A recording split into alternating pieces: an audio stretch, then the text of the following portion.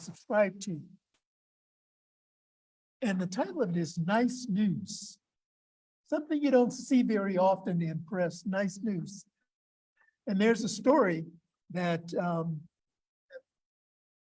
that I want to share with you that was from this morning. And it's in tune with our talk for this series on abundance and money and prosperity and being open to abundance in the various ways that it shows up. And this is from Denver, Colorado. And the title is A Denver Man Builds Bus Benches for those that have no seats. So there are bus stops in the city of Denver that had a shelter but didn't have seats. And he saw someone sitting on the dirt, a woman sitting on the dirt waiting for the bus to come. And so that was his inspiration to build these benches. And so he began building the benches that didn't have seating options, and he placed his handmade wooden creations around the city since the beginning of the year. And this is the beginning of 2022. And when someone asked what was his purpose of motivation behind doing this, he said, "We all deserve respect no matter what our situation in life, no matter our mobility choices, no matter what we're doing, and waiting for the bus is just one of the things that we do in life. For somebody like me, it's a convenience. For other people, it's a real health consideration. And so I started making the benches, putting them all around. And the key to this that really inspired me was that carved in each one of these benches are these two words, be kind. And isn't that what we're called to do in this life, is to be kind? And so we're continuing our celebration and our series for the month of October, which is finances. And today our topic is playing with money.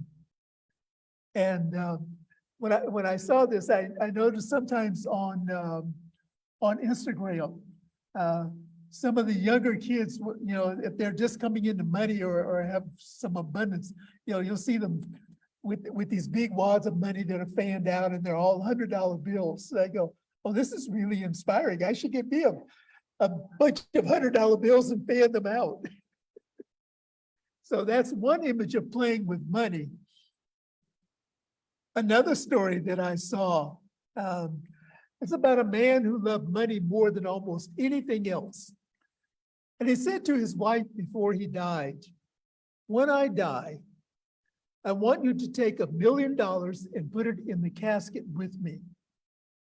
I'm not sure what the afterlife is like, but I want to make sure that I have something to start out with." Now, I don't know about you, but I certainly would have liked to have had $1 million gifted to me when I came into this expression. And so when he died, his wife made good on her promise. She made arrangements with the bank and transferred something to her husband's casket. And after she had placed it in the casket, the undertakers locked it and rolled it away.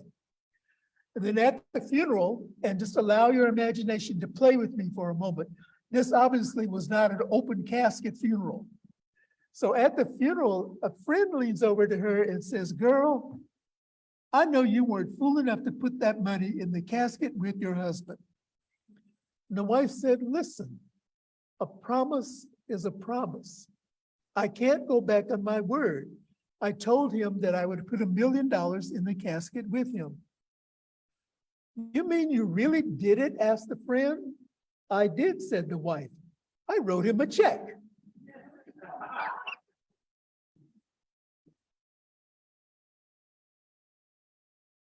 So money, we love it, we hate it, we fear it, we want it, we're so confused about it. But by getting our consciousness straight around money, money will get straight around us. So let's play. Recognizing and allowing God's circulation in the form of money to happen in our lives is what we are to identify and release.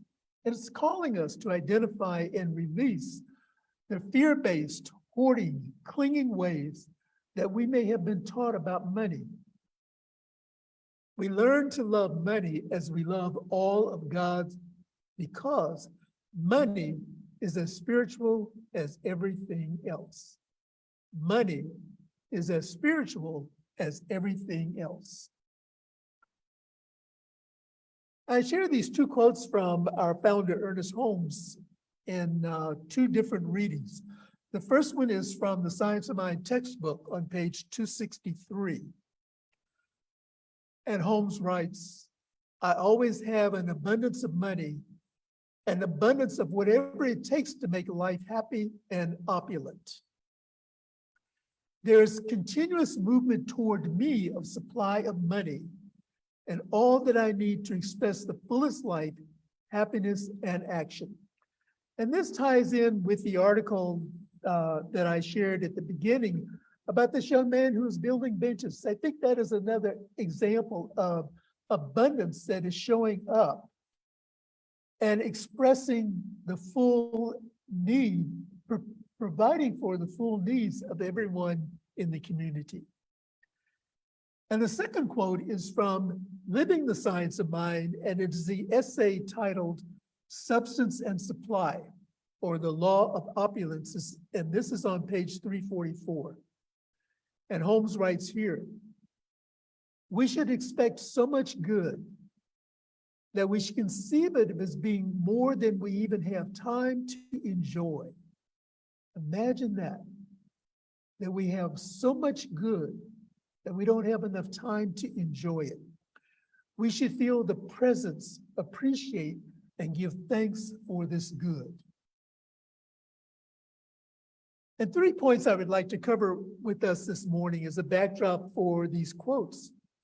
And the first one is, money is a divine idea of circulation in the human world. Money, a divine idea of circulation in the human world. Money is sacred. I think we've established that, but I want to reinforce that for us. Money is sacred. And this may be a new thought or a new idea for some of us. As everything else in this world is sacred, it's time to release the beliefs that money is bad, evil, not spiritual, and all of the other error thoughts that we believe or we have been taught about money. Notice some of our behaviors around money and circulation. If we have lots of money, we either flaunt it or we hide it. If we have little money, we flaunt it by talking about our poverty making us quote unquote good people, or we hide it. Money is simply a tool to circulate energy. Money is simply a tool to circulate energy. And this is a key concept that I want you to take away today. If there's nothing else you take away this idea, this truth, this principle. Money is simply a tool to circulate energy.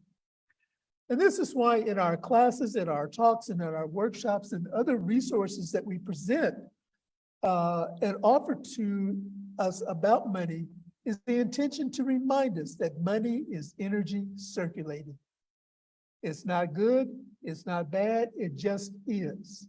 The way we use it, the way we apply it in our lives, the way we accept it, or the way we reject it, is another example of how our consciousness around abundance works. And so as we free ourselves from old beliefs and emotional conflicts that surround money in our cultures and in our families, we learn to experience a healthy relationship with money.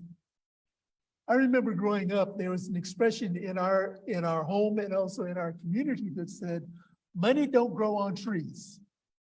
And some of you may have heard that. Money doesn't grow on trees. However, in the currency of money, what is it made out of? Especially the paper money is made from trees. So that's an old myth that is dispelled right now. Money flows in, we keep some, we release some. We release it with ease, knowing that money is always circulating. The infinite Get this point, the infinite is incapable of withholding anything from us. Its nature is opulent and extravagant, the lavish abundance we see around us. And in the 40-day prosperity plan, which we have practiced here in this community, there's a statement from John Randolph Price that says, and the statement just flew away. It'll come back. Move on to the next point. Money is an effect. Money responds to consciousness, just as our bodies responds to the world of our affairs. Money responds to our consciousness. Realizing that money is neither good nor bad, it is a tool for self-expression. Money is a tool for self-expression, and we allow our beliefs and our feelings to calm down and align with this truth. We release judgment, shame, and guilt around money based on being taught to not talk about it or pretending that we don't want it, even though we do. Here are some shifts in consciousness that we may experience as we begin to recognize money is sacred and that we begin to love money just as we love God and we love all of other creation. We become more consciously aware that we are constantly immersed in the wealth that God is, and that God never cuts us off. And I think this is another key point. God never cuts us off, regardless of what ideas we have about what we may have done or not done, or how we may be worthy or unworthy of God's love. God never cuts us off. It is our ideas, it is our belief system that creates this separation, and yet God is always there. Another shift in consciousness that we may experience by becoming a friend with money is to recognize that money is our friend. And so this is an opportunity to get to know our friend. How often do you have that friend in your life that you may not have seen or talked to in a while, but you connect, and it's like there's been no time and space. It's like there's only been a pause, a very deep breath since the two connected. This is how our relationship with money is. Money is our friend. And so we get to know our friend better and better and better. And the other shift in consciousness that we may recognize is that we form a realistic view of how money pictures as our self-worth and visualize by realizing how valuable we are. Now, I want to make it clear, our value is not tied to the currency or to the denomination of the money that we have. Our value is tied to this spiritual truth that it is always effective, it is always available, it is always circulating in our lives. And our third point this morning is to release the pie idea of money. And the pie idea is, if I have more, I will deprive somebody else. I come from a very small family. It was just my parents and myself. So there were just the three of us. So I never really had to worry about there being enough pie, especially if we're talking about pie as dessert, because my dad did not eat desserts. So that means there was even more for me. When I married, however, my wife came from a large family. And so their experience of the pie was a totally different experience from mine. And yet there was always enough to go around. There was always enough for somebody to have at least one piece and sometimes more than one piece. So we recognize money as a symbol of wealth, a tool for the expression of wealth, realizing that we cannot drain the universe of its wealth. The universe is abundant and opulent. All we have to do is look around. Just look around at nature. Nature, it never dries up of its resources of abundance. If we enjoy wonderful health, it doesn't take away or deprive anyone else of health. Think about that for a moment. If we enjoy wonderful health, it doesn't deprive anyone else of their health. If we're joyously in love, it doesn't mean that somebody else is excluded from love. However, when it comes to wealth, we tend to forget the truth of the divine. And we fall back into those erroneous ideas that being quote unquote good people, we hold ourselves back and deprive ourselves in the name or the idea of making sure that there's plenty for someone else. What this is saying is that the universe was hold nothing from us. And our self-worth is not based on the amount of money that we have. Our self-worth is based on recognizing and appreciating the wealth and the abundance that is in our lives. And so we become more trusting, more peaceful, more gentle around the circulation and the flow of money in our lives. And this is where we enact everyday wonder around how money works in our lives and how money works in the world. And I'm going to offer this idea on, or another perspective on the love of money. Metaphysician Raymond Charles Barker describes money as God's idea of circulation and activity in my world. Notice he's personalizing this. God's idea, money is God's idea of circulation and activity in my world. And here's an example that he shared in one of his presentations. And the person who is writing this gives us a little backdrop of Barker. He was in his 70s, elegantly dressed with a head of white hair. And he began by pulling $100 bills out of his wallet and spreading them out so that everyone could see them. He said, this is money. I love money. He then proceeded to kiss the money. And the person sharing the story said that they were so horrified, thinking that Barker wasn't even spiritual. And now, I think in Science of Mind, many of us, especially those of us who have been around for a while, know of Raymond Charles Barker. He was a contemporary of Ernest Holmes and actually had a large center in New York, one of our giants within the Science of Mind movement. Barker then said, if you have any thought of revulsion, repulsion, a judgment around money, money heard you. Let that sink in for a moment. If you have any thought of revulsion, repulsion, a judgment around money, money heard you. Why would money go where it's not loved? Why would any of us go where we're not loved? And I certainly wouldn't show up more than once, but I recognize that love was not in that place. Why would you not love the symbol of your freedom?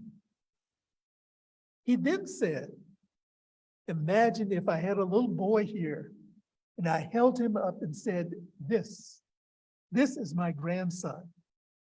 I love my grandson, and proceeded to kiss him. If you thought any differently about me loving money and me loving my grandson, then you were programmed that it's not okay to love money. Now, I know some of my Bible scholars, I can hear that committee in my head that's saying, it is written that the love of money is the root of all evil. Well, we're not talking about worshiping money, loving it from that aspect, and making it our exclusive God or good. What we're talking about is expanding our consciousness of oneness to recognize that money is another form of God or good in action. And so this leads to our personal practical application, and this is our activity for the week if you choose to engage in it. And I did print out copies this morning for those who are here in the sanctuary. They're on the hospitality table, so you can take one as you go. And so our application, our tech team is going to put it on the screen for us. And for those of you who are viewing via Zoom, I invite you to copy this chat so that you may have it. And it will also be in the comments section on our Facebook page. So our activity for this week is to sit with money, preferably a larger denomination bill, say $100. But take the largest bill that you have in your possession and sit with it and ask this question: how will I begin to expand my expectancy of good this week? How will I begin to expand my expectancy of good this week? And then listen to the chatter that happens in your mind. Allow this to be an opportunity to discover what you're really feeling about money. And on the handout that I have for you, there's a place for you to write down your thoughts on that piece of paper. So jot down any old limiting beliefs that you no longer want to experience. Allow this to be an opportunity to discover what you're really feeling about money. And because this is your personal application, you're not required to share it with anyone.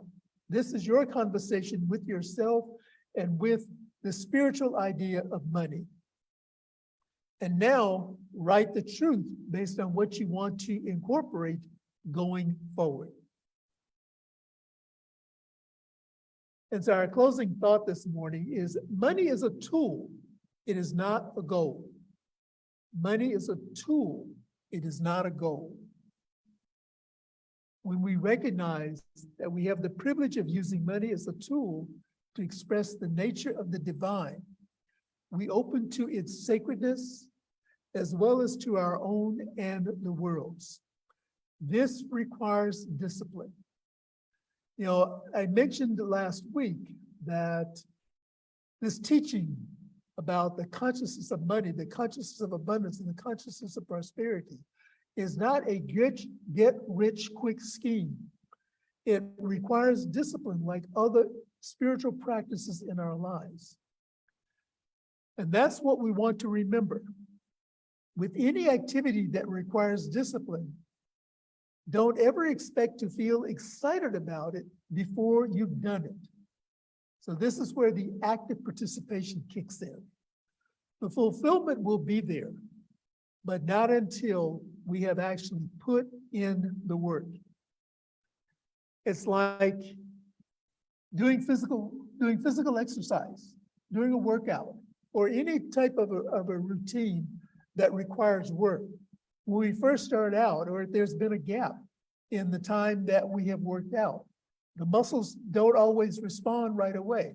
You know, we may be aching, we may be sore, we may come back and soak in a hot tub or whatever we do to recover. We begin slowly, but we make a commitment to continually practice what it is that our goal is.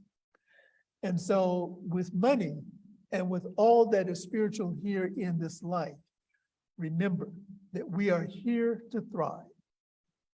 We are here to thrive.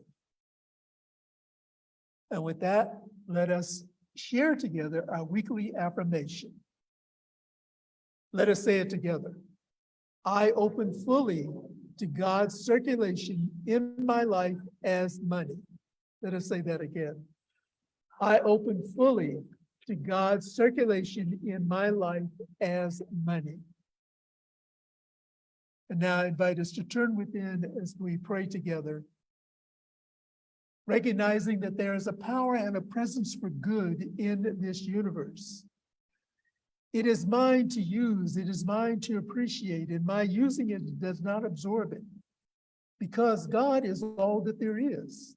This one life, this one eternal presence that is forever and ever expressing itself.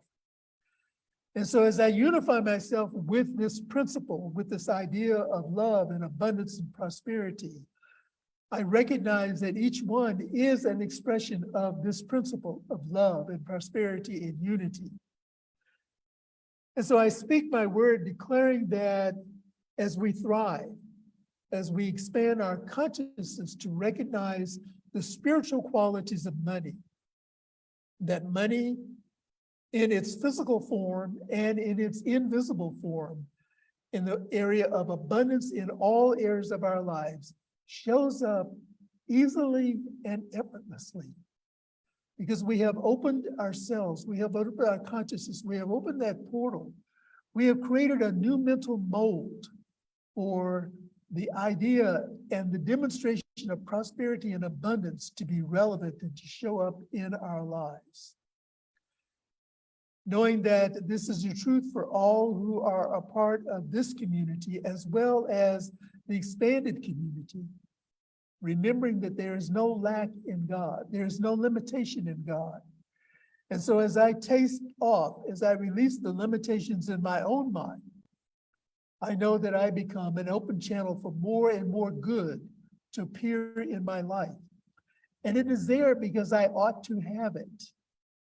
And it is there because, as I ought to have it, each one deserves this expanded idea of, and the expanded demonstration of money and substance and wealth in their lives. And so opening to this divine idea, I just relax into its presence.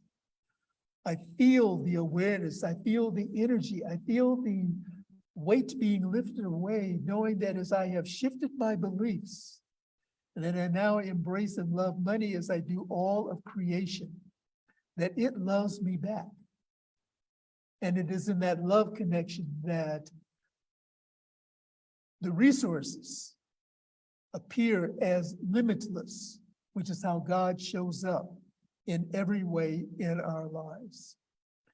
And so as I speak this word of prosperity and abundance and expansion, I know that it is operating in the lives of each one that may be holding a prayer request in their heart, or it may have been spoken out to a practitioner or to a minister or to a confidant, or it may have been written out and placed in a prayer container, knowing that the answer is always yes, knowing that the request is known before we even speak it. And this infinite spirit, that which is within us, that which always says yes to whatever the request is already responding. And so in gratitude for the answered prayer, in gratitude for the demonstrations that are showing up for all areas of request, I am forever grateful. Releasing this word back into that law, which always says yes, I just allow it to be so. And I invite you to affirm this with me by saying, and so it is. And so just a reminder to us that our ministers and prayer practitioners here at the center are available to support you with your prayer requests, to support you in celebrating the excitement, as well as celebrating the request that will enhance and expand the excitement. And our contact information is on our website, www.montereycsl.org. You can find it in our newsletter, our weekly newsletter. And we're available. And if we're not available, or if the timing is not such, you may also reach out to our Centers for Spiritual Living World Ministry of Prayer, and also to our partner Silent Unity to support us in those prayers. So take advantage of those opportunities that are available to you. And now let us share together our time of abundance. This is another way of expressing how the circulation and the flow of money allows us to contribute to those places that provide us with spiritual fulfillment and spiritual enlightenment. And let us say together our affirmation of abundance. I recognize the presence of God within as a source of my abundance. Out of my abundance consciousness flows everything I could desire in life. With gratitude and thanksgiving, I now participate in the uninterrupted flow of abundance. This prosperous experience is evidence of my abundance consciousness. And again, in deep gratitude for the ways that you support our spiritual community, we offer on our screen an opportunity to mail in your donation to our physical address, 400 West Franklin Street in Monterey, California. You may text to give. That number is on the screen, and you may also donate through our secure online portal at www.montereycsl.org. It is through your generosity that we continue to provide and expand our outreach into the community. And we have some exciting outreach activities that are coming up during the holiday period. And we'll be sharing more about that with you. I'm really excited about these opportunities. And also, speaking of abundance, we have an opportunity now to participate in a program by one of our fellow ministers who is a new neighbor. Actually, Reverend Ray Sherrill is the new minister at the Center for Spiritual Living San Jose, just up the road. So here's Reverend Ray Sherrill with an opportunity for our center to receive a special benefit from its participation in manifesting more money. Hello there, I'm Reverend Cheryl McCreary, the creator and facilitator of Manifest More Money.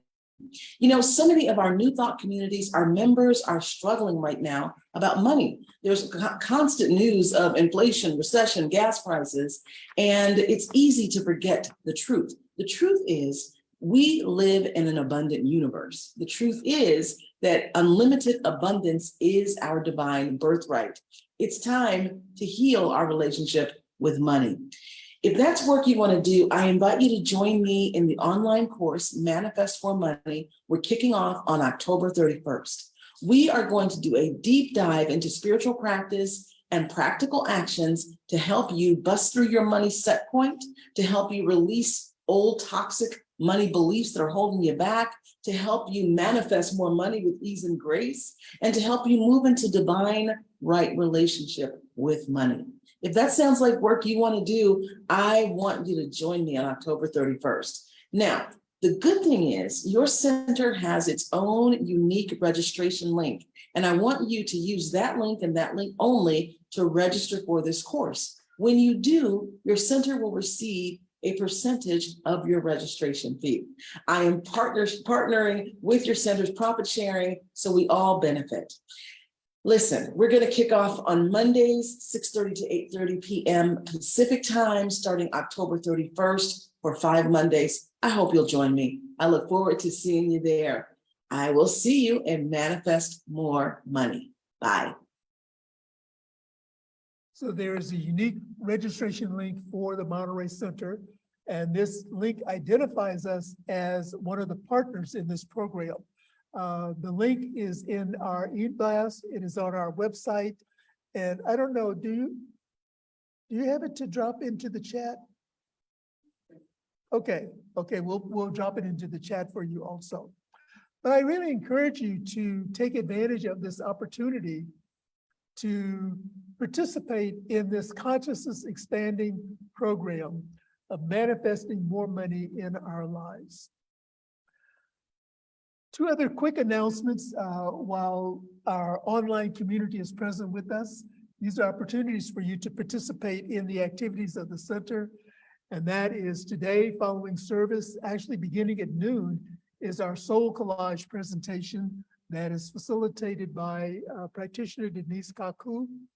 And this is an opportunity for us to go within and to allow Spirit to bring forth an idea that inspires us, that motivates us to just be a grander expression of Spirit in our lives. And so you're invited to participate in that. There is a suggested investment of $35. However, no one is turned away for the seeming lack of money. So we invite you to join that. And then on next Sunday, October 23rd, is our Spiritual Living Discussion Circle, which also takes place following service. And this is where we come together and discuss the articles from our Science of Mind magazine. And for those of you who are here in the center, we have copies of this month's magazine available for a donation of $5. And you may leave that in the little kiosk where the magazines are. Don't worry about the tax. We'll calculate the tax for you. And then this is not on a slide, but on the fifth Sunday, our special guest speaker will be Reverend Liz Moranti. I am so excited that she said yes to being available to join us. And she will be joining us by Zoom. And so I see a question in the chat that says, since I live on the East Coast, will the money workshops be recorded? And yes, for each one who has registered for the workshop, if you are not able to attend or if you're in a different time zone, the workshop will be recorded. Now, the opening part where we're doing the check-in and the sharing, because of the personal nature of the sharing, that will not be recorded, but the lesson itself will be recorded. So we invite you to join us wherever you are and know that the benefit and the teaching is available. And so I say thank you to those who are joining us via our online community. We appreciate you. We thank God for you. And for those of you who are viewing on Facebook, as well as on our YouTube channel, please hit the like button and also share this with your community so that the word of the true essence of love, that God is love, that God is abundant, and that love is all there is, infiltrates all of the ethers, all of the areas of the universe. So thank you and good morning.